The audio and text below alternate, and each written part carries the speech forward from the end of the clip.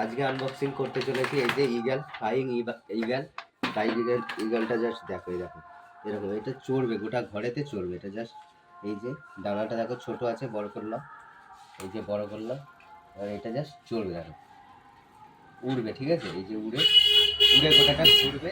এটার মধ্যে দুটো ব্যাটারি লাগে, ব্যাটারি পায়ের কাছ থেকে ব্যাটারি লাগে, দেখাচ্ছি ব্যাটারির জায়গাটা। ব্যাটারি লাগি তারপর তোমাদেরকে দেখাচ্ছি কিসের সাহায্যে ওড়ে সেটা তো বল। এই যে ব্যাটারি লাগে, ব্যাটারি লাগানোর পরে এটাকে দেওয়ালে টাঙিয়ে দিতে হয়, তারপরে গোটা গোল গোল গোল গোল গোল গোল করে ঘুরবে। ব্যাটারিটা লাগি তোমাদেরকে আমি দেখাচ্ছি, ঠিক আছে, কিরকম ভাবে উড়ে।